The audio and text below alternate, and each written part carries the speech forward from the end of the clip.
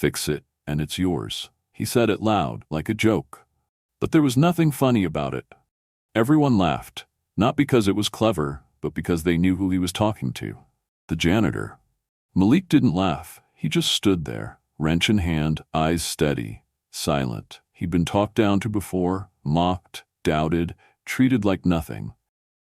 But this wasn't just disrespect. It was public humiliation wrapped in a dare. They all thought they knew what he was, a janitor, a nobody, just another black man who should know his place. But the look on Malik's face said something they weren't ready for. He didn't need to raise his voice. He didn't even blink. He just said, "You sure about that?" And in that moment, the air got heavier. The laughter faded, and for the first time, they weren't so sure he was the one being tested. Because the man they tried to embarrass, he was about to show them exactly who they were dealing with. They said they were building the future. They said the company stood for innovation, access, and breaking barriers. But on the ground, where the pavement still cracked beneath their designer shoes, old systems stayed very much in place. You could see it, if you were paying attention. The ones with titles sipped $6 cold brews and wore matching key cards on woven lanyards. Their Apple Watches blinked in sync like a silent code. Every step, every laugh, every nod, calculated. They called each other disruptors. But their world had a dress code, and Malik didn't fit it. He wore work boots that had seen more truth than all their TED Talks combined. His coveralls weren't branded. His coffee didn't come in glass bottles with oat milk foam. To them, Malik was maintenance, invisible until something stopped working. Disposable the second it started working again. So when Derek Langston, the CEO, pointed to the broken-down Tesla and threw out that line, "Fix it, and it's yours," it wasn't a challenge, it was a performance, a power play in a tailored suit, and the audience laughed on cue. Phones out, smirks ready, because in their minds this was a joke. Malik? Fix a Tesla? He was the janitor, the cleanup guy, the background blur. He didn't have the pedigree, he didn't belong in their algorithm. But the thing about quiet men with calloused hands, they remember everything, every look, every half laugh, every time someone glanced through them instead of at them. Malik didn't answer right away. He just stood there. Not small, not angry, just still. And in that stillness was something dangerous. A silence that made the smirks flicker. Because underneath those coveralls wasn't someone trying to get in. It was someone who had already been there, who'd seen this game played from the inside and survived it. So while they laughed, he waited. While they mocked, he measured. They thought this was just another joke at a janitor's expense. But what they didn't know was that they just handed the punchline to the wrong man. Malik Thompson didn't walk like he had something to prove. He didn't need to. At 36, he'd already lived two lives, the one they could see and the one they'd never imagine. To them, he was the janitor, the night guy. Quiet, routine, replaceable. But before the mop, before the uniform, before the silence, he was an aerospace systems engineer, Georgia Tech grad.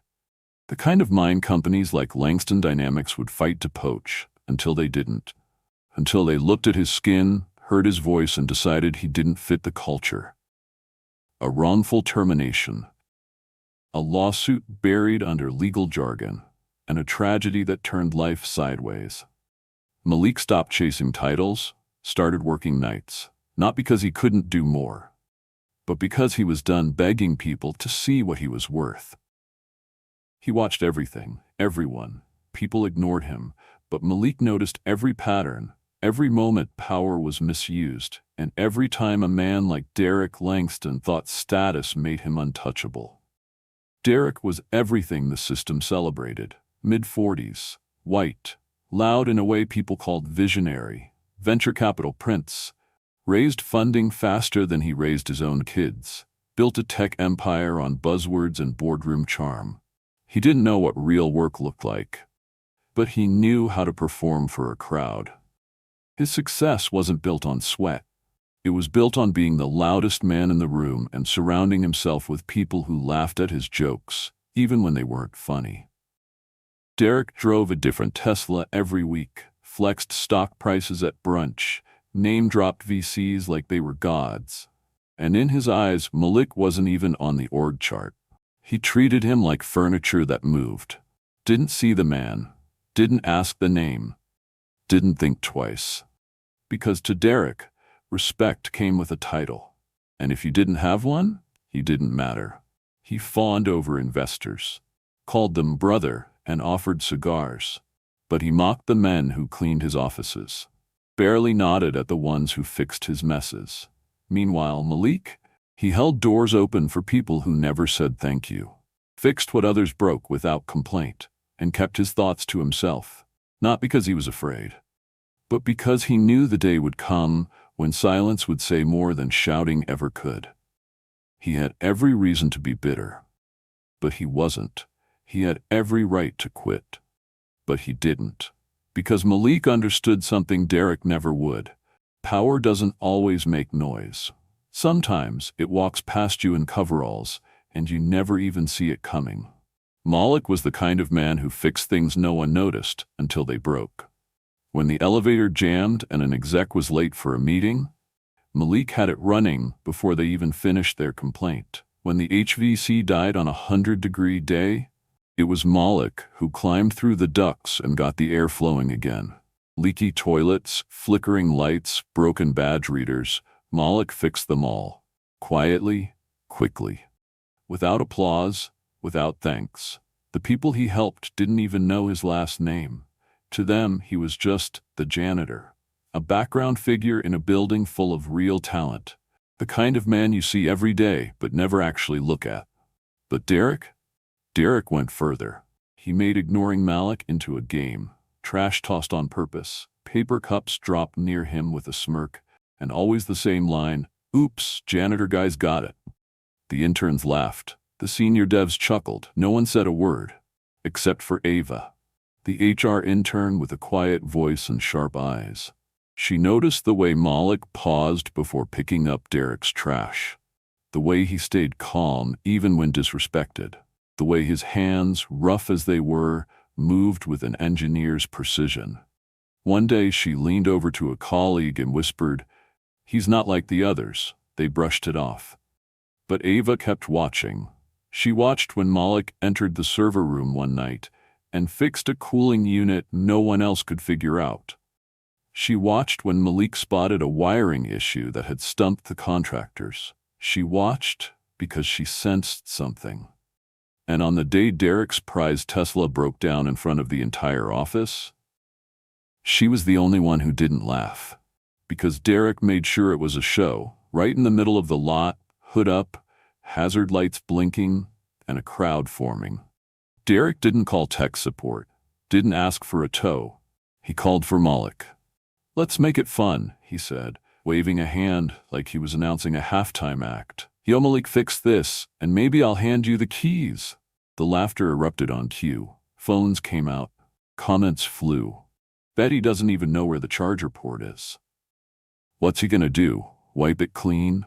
But Malik didn't flinch. He set down his tool bag, walked over slowly, and studied the car. No rush, no fear. He peered under the hood like he was looking at something familiar.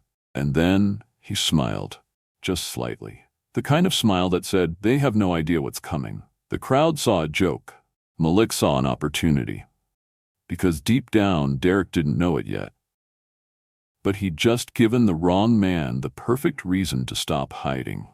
And once Malik picked up that wrench, the countdown had already started. The joke should have ended there. But Derek wasn't done performing. The moment Malik took a step toward the Tesla, Derek pulled out his phone. Because what's humiliation without an audience? He flipped the camera, panned to the car, then zoomed in on Malik's face. "Watch this," he laughed. "If the janitor touches it, it'll probably blow up."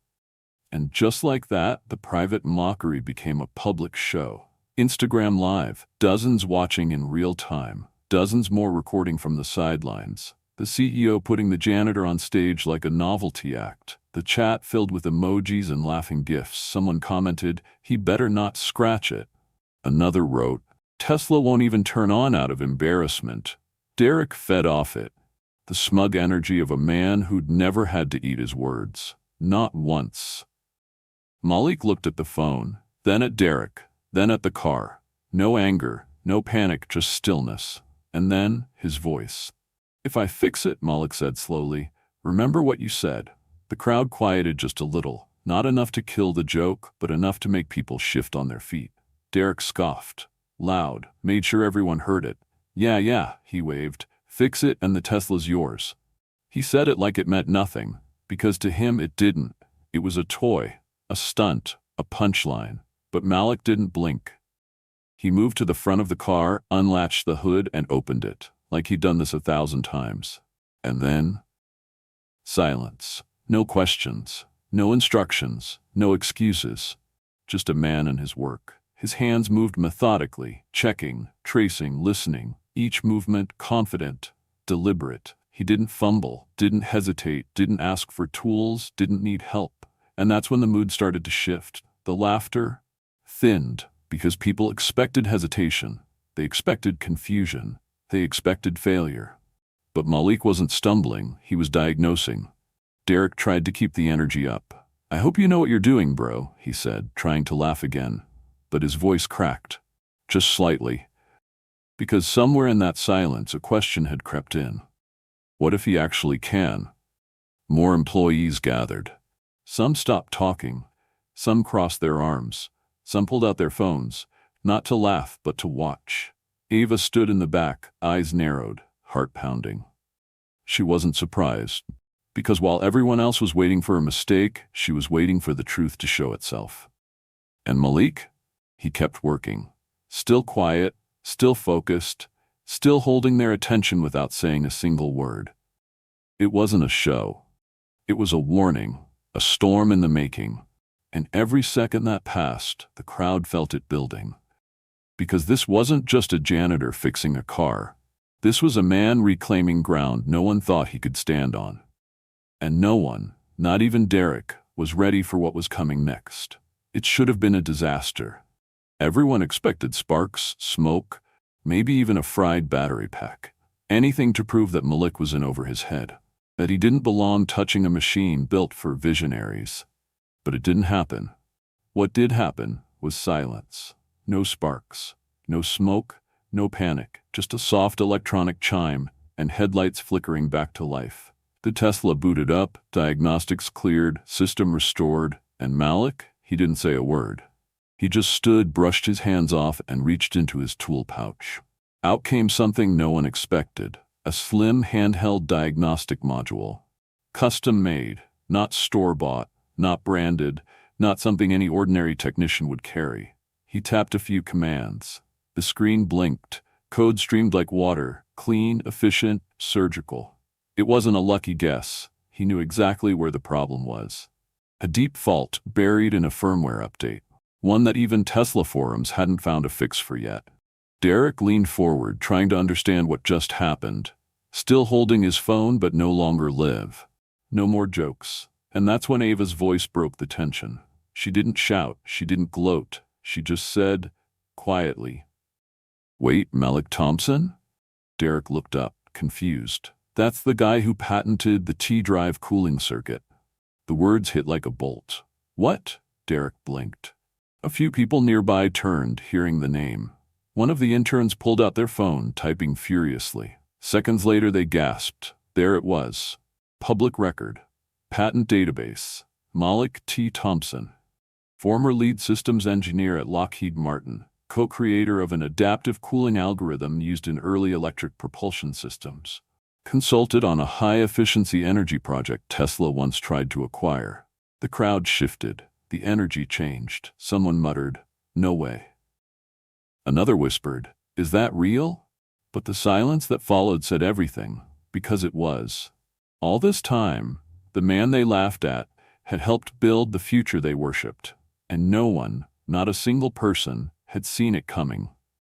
Derek's face drained of color. He opened his mouth like he might deny it, might spin it, might say it was a joke. But before he could speak, Malik tossed the wrench toward him, easy, controlled, without a hint of showboating. It landed at Derek's feet with a soft metallic thud. Malik didn't smile. He didn't gloat. He just said, "She's good to go. I'll take the title now." No yelling, no drama, just a man stating the obvious. He had delivered. Cleanly, perfectly, publicly. And now it was Derek who stood exposed.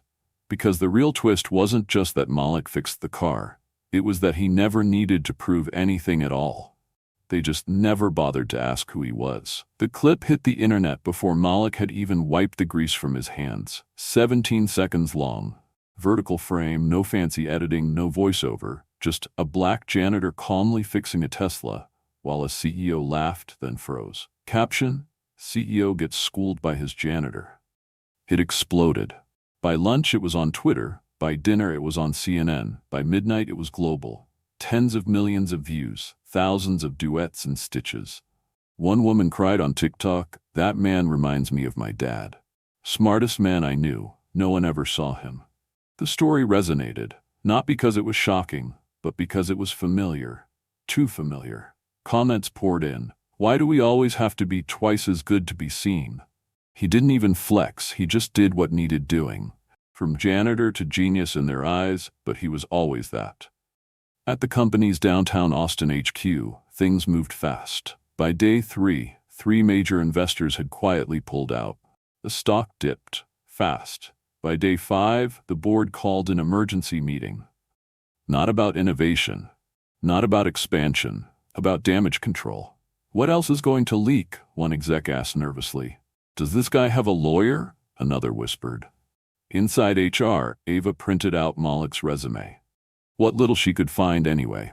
So much of it was buried. Government contracts, classified clearances, proprietary patents. She walked down to the maintenance level herself. No assistant. No entourage. Malik was mopping the break room floor. She handed him her card. "R&D's building a new propulsion model," she said. "We need minds like yours, not titles. Minds." He didn't say yes. He didn't say no. He just took the card, folded it once, and slid it into his pocket. Upstairs, Derek was unraveling. The man who laughed the loudest now couldn't hold eye contact. He paced his office, windows drawn, hair tousled, refreshing feeds, reading headlines, watching the world roast him in real time. A news anchor didn't hold back. When merit goes unnoticed, humiliation becomes justice.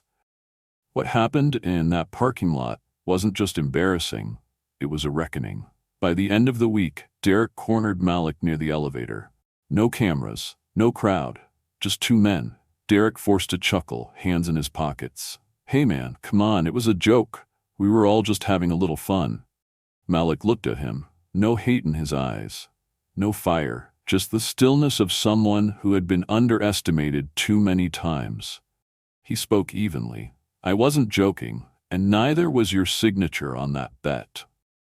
Derek's face tensed. He hadn't thought Malik would take it seriously. But Malik did, and so did half the internet. A petition had already started. Give Malik the Tesla, or give him the company. Malik didn't raise his voice, didn't throw insults. He just stepped into the elevator, turned, and added, "You built this company on disruption. Maybe it's time it disrupts you." The doors slid shut. Derek was left staring at his own reflection. For once, it looked smaller, less certain. The kind of man who had to learn the hard way that humility isn't optional when respect was never given. The internet had already crowned him the genius janitor. But Malik Thompson never called himself that. He didn't even change his voicemail. No dramatic announcement. No self-congratulatory post. He simply vanished from the building. 3 weeks later, he re-emerged, this time wearing a different badge. Head of Innovation. Thorn Electric Vehicles, Houston, Texas. A rival firm, one that didn't need convincing of his talent. They already knew. Turns out, Thorn's CTO had recognized Malik from years ago, a closed-door NASA research group, where Malik's circuitry design once solved a heat dissipation flaw no one else could crack. He remembered the brain. Now he had the chance to hire it. And Malik? He said yes, because this time they weren't offering him a second chance. They were offering him respect from day one. Meanwhile, back in Austin, Derek Langston was facing consequences that couldn't be scrubbed away with PR. The board voted 5-2. Effective immediately, Derek was removed as CEO. The statement was corporate clean. We thank Mr. Langston for his contributions and wish him well. But the subtext? Everyone knew. This wasn't a departure, it was a reckoning. Under pressure, Derek posted a 3-minute apology video on LinkedIn. Blue blazer, white background. Cue the hollow regret.